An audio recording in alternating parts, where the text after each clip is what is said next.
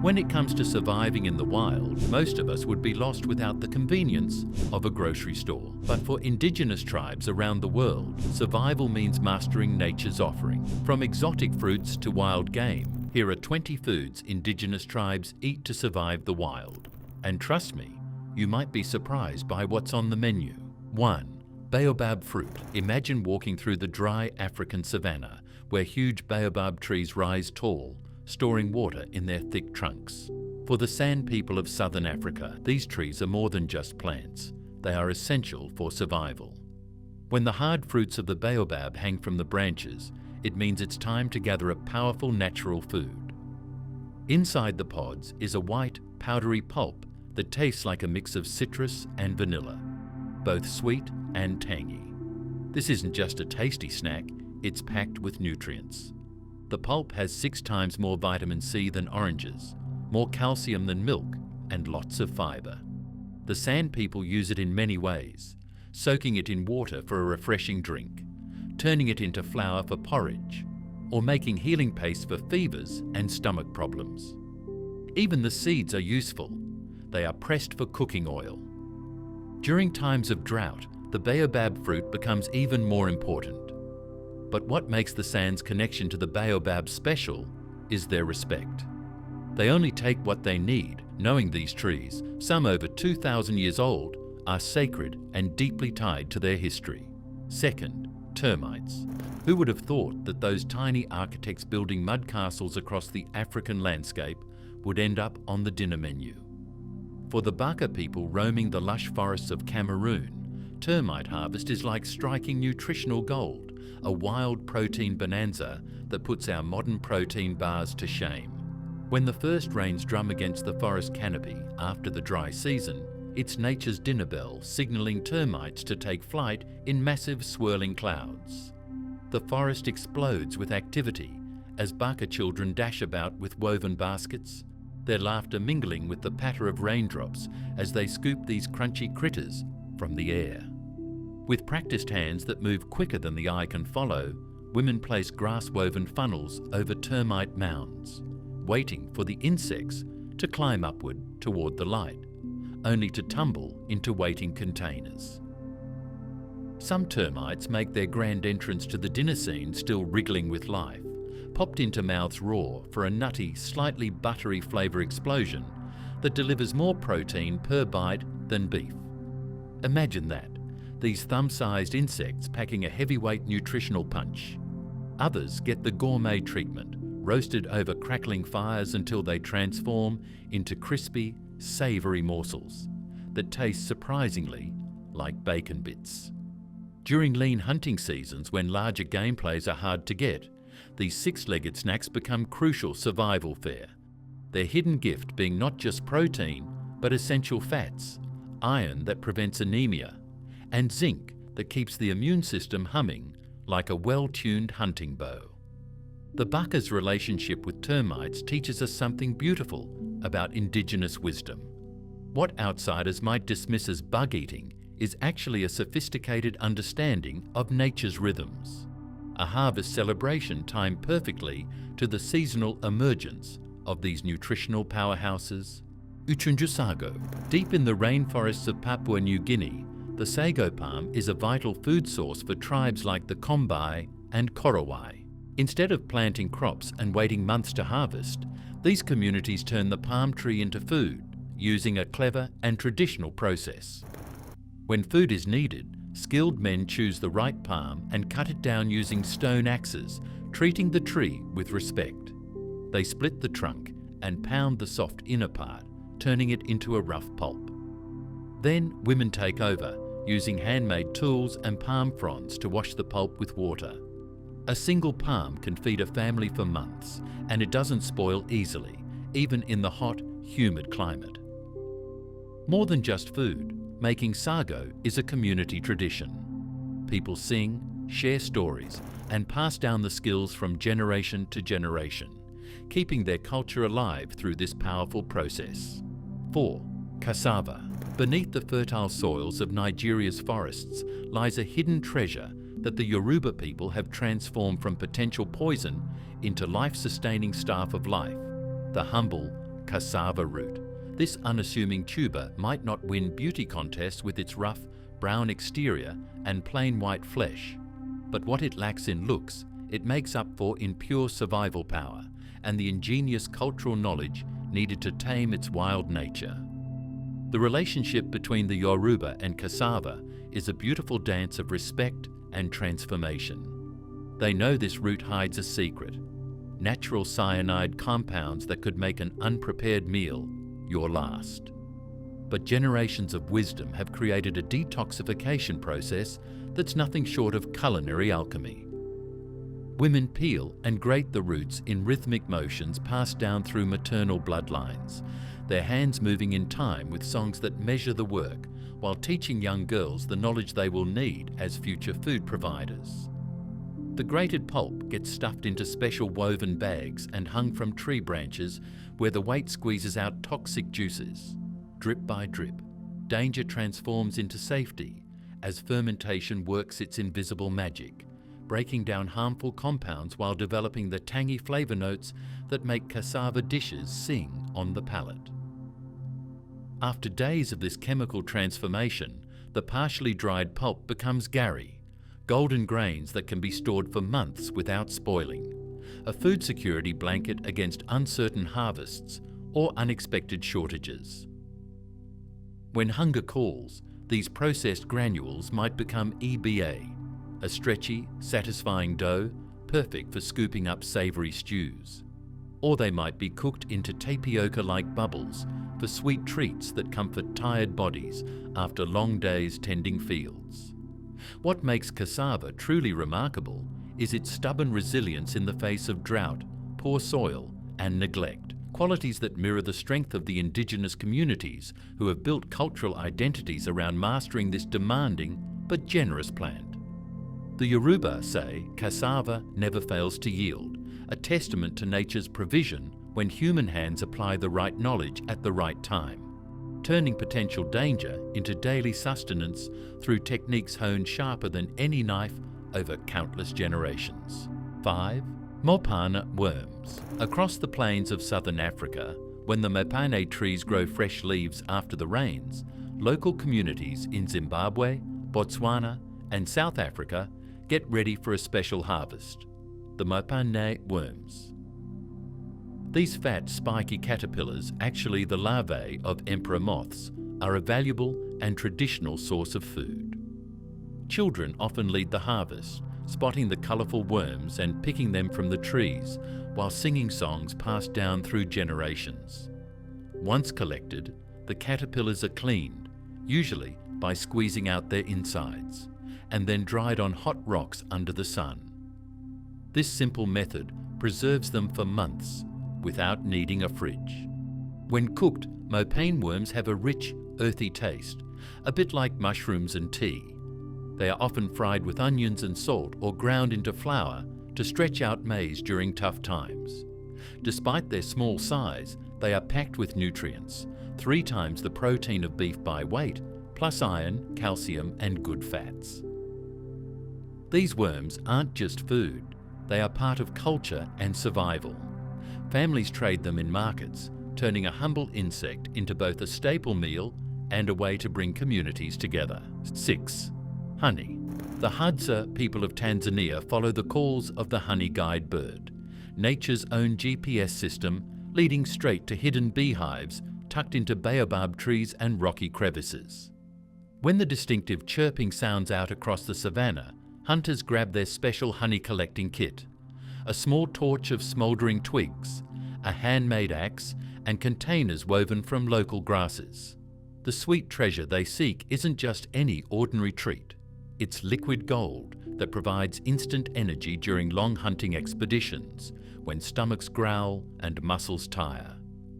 Smoke from their torches gently swirls around angry bees, calming them just enough for skilled hands to reach in and extract golden combs dripping with wild honey that tastes of local flowers and the freedom of untamed lands. This isn't merely food, but medicine too. Hadza healers apply it to wounds, mix it with herbs for coughs, and give it to children when fevers strike. What makes this honey truly special is its untainted purity. No pesticides, no processing, just the raw essence of wilderness captured in amber sweetness that connects these hunter-gatherers to their ancestors through an unbroken chain of honey hunting knowledge stretching back thousands of years. 7th, wild yams. The Mbuti people move through Congo's Ituri forest with eyes trained to spot the telltale, heart-shaped leaves that signal buried treasure. Wild yams hiding beneath the forest floor like nature's own buried potatoes. When a promising patch appears, women use digging sticks worn smooth from generations of hands to probe the soil, feeling for the resistance that means dinner awaits below. These aren't the uniform grocery store yams, but gnarly, twisted tubers that sometimes stretch 6 feet deep, requiring careful excavation to avoid breaking these starchy lifelines. The forest provides this gift year-round, making yams the reliable backbone of Mbuti nutrition when hunting disappoints or other plants sleep during dry seasons. Back at camp, these dirt-covered treasures transform through fire's magic, some roasted directly in hot coals until their skins blacken and split to reveal steaming orange or white flesh that tastes nutty and sweet. Others boiled in clay pots with forest herbs that turn simple starch into a feast.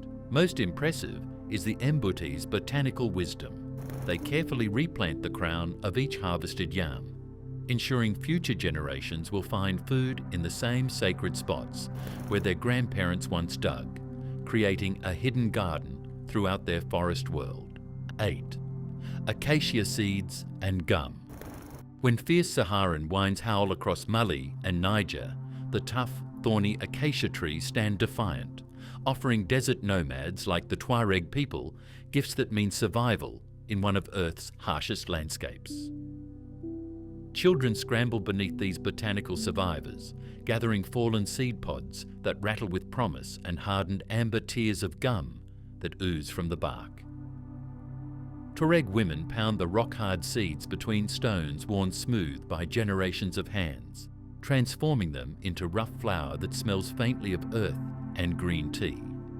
Mixed with precious water and cooked on hot stones, this becomes a simple porridge that fills bellies when little else grows. The translucent chunks of acacia gum become desert candy, slowly dissolved in the mouth during long camel journeys, providing both moisture and nutrients, while reducing thirst in a land where every drop of water is precious. Most remarkable is how these tree gifts stabilize digestive systems stressed by harsh desert conditions. The high fiber content creates lasting fullness and treats the intestinal troubles that plague those living in extreme environments, making these humble tree products true medicine for nomadic peoples who carry their pharmacies in the landscape around them. 9. Bushmeat. In the thick rainforests of Central Africa, baka hunters quietly move through the trees, reading signs in the forest that most people wouldn't notice, like bent branches or fresh droppings. For them, hunting isn't a sport. It's a vital way to get protein to balance a diet of fruits, tubers, leaves, and insects. Using handmade crossbows and nets crafted from forest vines, they hunt only what's needed. A small antelope, porcupine, or cane rat can feed many, and their meat is rich and flavorful. Every part of the animal is used. Skins become clothing or containers, bones turn into tools or ornaments, and organs are saved for their health benefits, especially for elders and pregnant women. The baka also hunt with care.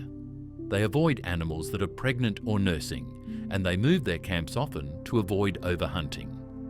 Rituals and traditions help them show respect for the animals they take, keeping a spiritual balance with nature.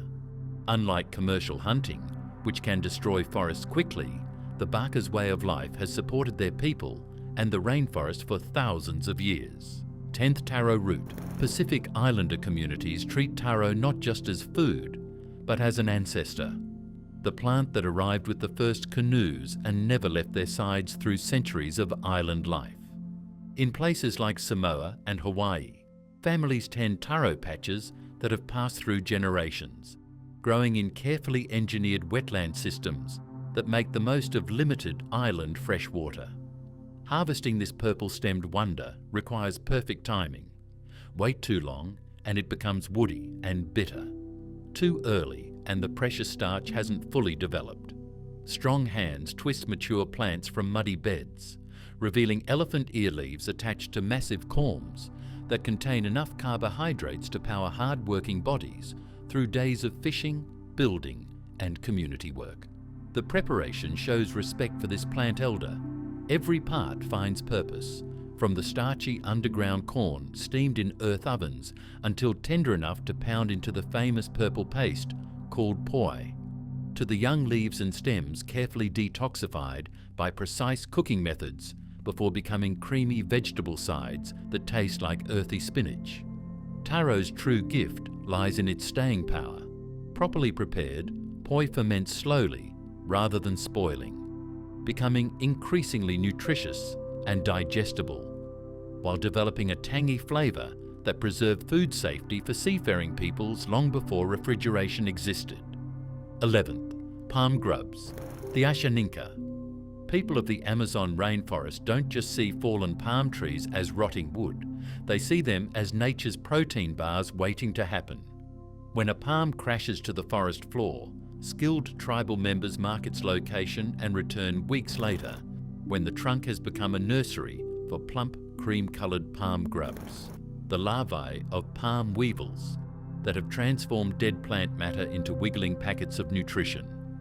With practiced hands, they split open the decaying trunks and pluck out these thumb-sized creatures that look alarming to outsiders but represent a brilliant survival strategy in the rainforest. These living morsels pack more healthy fats than avocados and more protein than beef, making them perfect fuel for bodies working hard in humid forests. The preparation couldn't be simpler. Many are eaten raw, with a quick bite that releases a burst of flavour surprisingly like bacon-infused coconut cream, while others are skewered on thin sticks and roasted until golden and crispy over village fires. Some Ashaninka mothers even prioritise these grubs for growing children and pregnant women, understanding intuitively what nutritionists now confirm. These humble insects provide precisely the brain-building fats and muscle-making proteins needed during critical growth periods. Hunting these larvae doesn't damage the forest. Instead, it's part of the rainforest's natural recycling system where nothing goes to waste and fallen giants become new life. On Akinchi sorghum, across the wide plains of South Sudan, sorghum grows tall among the golden grasses. This tough grain, long cultivated by the Dinka and Nuer people, thrives even when rain is scarce and the heat is intense. Its deep roots pull water from far below the surface, helping it survive where other crops can't. When it's time to harvest, the community comes together. Women sing as they carefully cut the seed heads, making sure not to lose any grain. Each one is vital during the dry season. The small seeds, which come in colours from white to deep red, are then ground into flour using smooth stone tools passed down through generations. That flour becomes asida, a thick porridge that keeps people full and energized, especially during long days of herding cattle. Some sorghum is also fermented into light alcoholic drinks used in social events and celebrations. Every part of the sorghum plant is useful. The stalks are used for building, feeding animals, and even as fuel for cooking. Extra grain is stored in raised granaries, helping families prepare for hard times ahead. Sorghum isn't just food, it's a lifeline and a symbol of resilience. 13th, cattail. Native American tribes across North America have long called cattail the supermarket of the swamp, and for good reason. These distinctive plants, with their hot dog-shaped brown tops standing tall above wetlands, aren't just pretty marsh decorations. They are complete survival kits growing in muddy soil. The Ojibwe and Dakota peoples harvest them through the seasons, each part offering different gifts as the year turns. Spring brings tender green shoots that can be pulled from the mud and peeled to reveal a crunchy heart, tasting like cucumber with hints of mild celery. Perfect for eating raw, during hungry spring months when winter stores have dwindled. Summer transforms the male flower spikes into powerhouses of golden pollen that can be shaken into containers and mixed with traditional flour to add protein and vitamins to bread and pancakes. Fall and winter reveal the true bounty, starchy underground roots that can be dried and ground into flour or boiled like potatoes, containing more carbohydrates than rice or corn. The brown seed heads aren't just decorative, but explosion-ready packages of fluff that become perfect tinder for starting fires with just a spark, while the long leaves split into perfect weaving materials for mats, baskets, and even temporary shelters. What makes cattail truly remarkable is its water-purifying ability. Native peoples knew that wetlands filled with these plants produced cleaner water, making them guardians of both nutrition and hydration. 14. Amarula fruit. When elephants in southern Africa start acting a bit tipsy, local tribes know the amarula fruits are ripe for picking. These small yellow fruits from the elephant tree create quite the buzz across Botswana, Zimbabwe, and South Africa, where tribes like the Venda and Zulu have harvested them long before fancy liqueurs made them famous. The sweet scent of fallen amarula fruits leads foragers to trees where they compete with monkeys, elephants, and birds for nature's candy. Unlike most fruits that keep their sweetness on the outside, amarula hides its creamy white flesh beneath a tough yellow skin, requiring patient hands to either wait for fermentation to soften the exterior or skilled techniques to extract the treasures inside. Once retrieved, the flesh tastes like a magical blend of caramel, vanilla, and tropical citrus notes wrapped into one sublime package.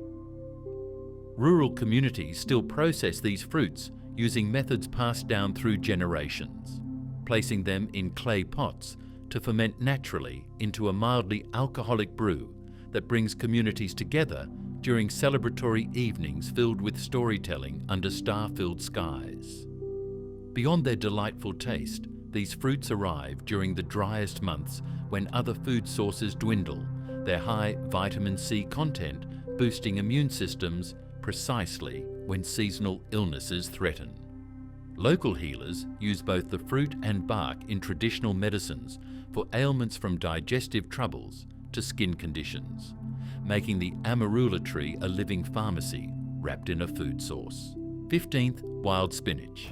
In Kenyan hillside villages, when grain stores run low and gardens struggle in dry soil, women head out with small knives and baskets to harvest what outsiders might dismiss as weeds, but local wisdom recognizes as life-saving nutrition. The deep green leaves of African nightshade growing stubbornly along pathways and field edges.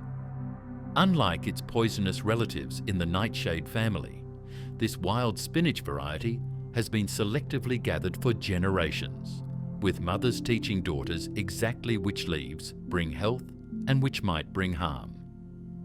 Small handfuls quickly fill baskets with more iron than spinach, more protein than cabbage, and critical vitamins that prevent childhood blindness and boost immunity against seasonal illnesses. Back in outdoor kitchens, cooking techniques perfected through generations transform the slightly bitter leaves into savory side dishes, briefly boiled to remove oxalates before being sautéed with tiny amounts of preserved fat and wild onions or ground peanuts for flavor. What makes this humble plant remarkable is its accessibility during hard times.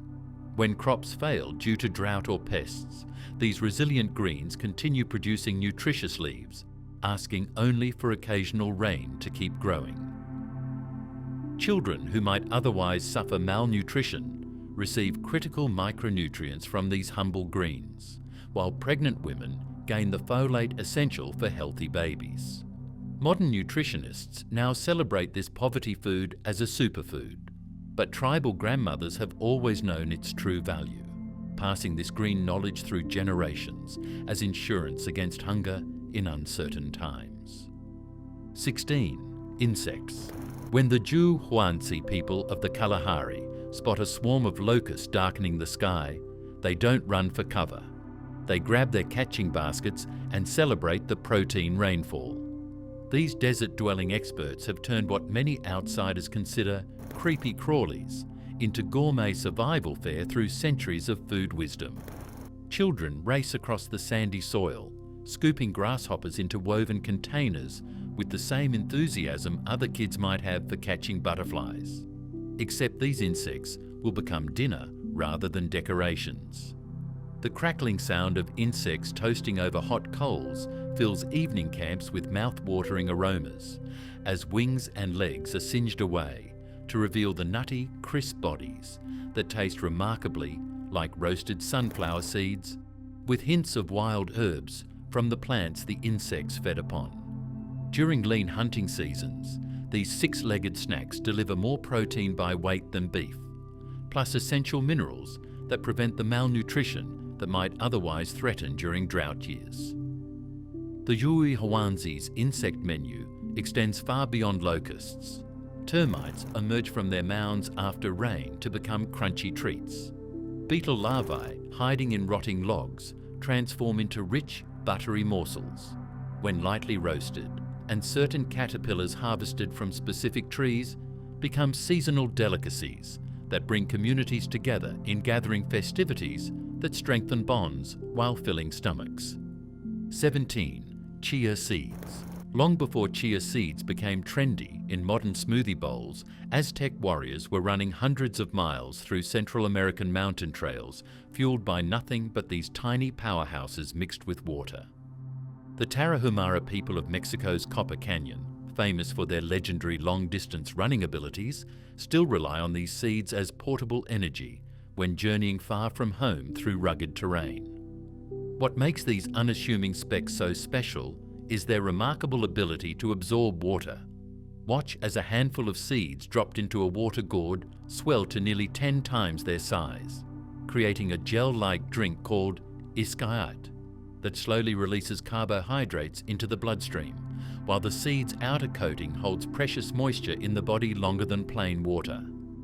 Mothers teaching children to gather wild chia show them the distinctive sage-like plants with purple flowers, whose seed heads, when dried and gently tapped, release a treasure of nutrition that can be carried in small pouches during hunting trips or trading journeys. The Tarahumara preparation couldn't be simpler. Seeds mixed with water, a squeeze of wild citrus if available, and perhaps a touch of locally harvested honey creates a drink that prevents dehydration while delivering omega-3 fatty acids, complete protein, and lasting energy for bodies working hard under the Mexican sun. What modern nutritionists now praise as a superfood, indigenous runners have known as survival fuel for centuries, proving once again that traditional wisdom often runs ahead of scientific confirmation. 18. Fish trapped in pools. When seasonal rivers in the Congo Basin begin to shrink under the dry season sun, leaving scattered pools like blue mirrors among exposed riverbed rocks, the Baka people know nature has set the table for a fish feast requiring more cleverness than strength. Entire families participate in a time-sensitive harvest that turns these shrinking aquatic traps into protein bonanzas using techniques that require perfect timing and environmental reading. Women and children build temporary dams of mud, stones and leaves to isolate promising pools, while others prepare bundles of special plants whose juices, when crushed and stirred into the water, temporarily stun fish without making them toxic for consumption. The water erupts with silvery bodies rising to the surface. Not dead, but dazed just long enough for quick hands to scoop them into baskets, where they will revive unless selected for the evening meal. Fish that once swam freely in deep river currents now become concentrated survival food that can be smoked over slow fires to preserve their nutrition for weeks when fresh catches might be impossible. What makes this fishing method remarkable is its sustainability. The Baka carefully select which pools to harvest and which to leave untouched, ensuring enough breeding stock survives in deeper waters to repopulate when rains return. The pools yield not just fish, but frogs, certain freshwater crustaceans, and edible water plants that complete a nutritional package precisely when other food sources might be scarce. 19th, wild berries. The Hadza of Tanzania, one of the last true hunter-gatherer societies on Earth, begin each morning with their hand-stained purple, red and blue from the wild berries that form the colourful foundation of their diet. Unlike agricultural societies that must wait for annual harvests, the Hadza's approach to breakfast is simply to step outside their temporary shelters and start grazing on nature's candy. Women and children especially excel at spotting the tiny treasures hiding beneath leaves or clinging to thorny branches, their practiced eyes distinguishing safe varieties from look-alike toxic cousins through knowledge passed down through generations. Some berries burst with sweetness that rivals any commercial fruit, while others offer tangy, complex flavours that might include notes of apple, plum, or tropical hints, unlike anything found in grocery stores. Beyond their delicious taste, these wild fruits deliver critical vitamins that prevent scurvy and boost immune systems, antioxidants that fight cellular damage from sun exposure, and quick energy that fuels morning hunting expeditions. The Hadza's berry knowledge extends beyond simple identification. They understand exactly when each variety ripens across their territory, which animals compete for the same food sources, and how weather patterns affect sweetness and abundance. Their nomadic movements through the landscape often follow these fruiting cycles, creating a natural calendar measured not by paper dates, but by which hillsides are turning, which colours as different berries come into season. 20. Camel milk. For Tuareg nomads crossing the Sahara's endless sand oceans, camels aren't just transportation. They are mobile dairies producing the ultimate desert superfood that laughs in the face of refrigeration challenges. When temperatures soar high enough to fry eggs on rocks, fresh camel milk stays naturally preserved in traditional leather containers called tasufra that hang from saddles, sloshing with each camel step, while beneficial bacteria cultures prevent spoilage without refrigeration. This miraculous liquid contains 3 times the vitamin C of cow's milk, enough protein to maintain muscle in active bodies, and a special form of insulin-like molecule that helps regulate blood sugar during long journeys between oases. Tuareg children grow strong on this bluish-white milk that tastes slightly saltier and more complex than the dairy found in supermarkets. Its unique composition perfectly adapted to bodies working hard in extreme heat. The relationship between Tuareg herders and their camels borders on sacred. Milking rituals happen at dawn and dusk, with specific songs sung to calm female camels, while skilled hands work quickly to collect the precious liquid before desert winds can dry it. During the harshest drought periods, when even desert-adapted plants wither, producing nothing for human consumption, these extraordinary animals continue converting scrubby vegetation inedible to humans into life-sustaining milk that keeps entire families alive while traveling between distant water sources, proving that sometimes survival depends not on what you can find, but on the living resources you carefully tend. Thanks for watching, and don't forget to subscribe to this channel for more videos like this.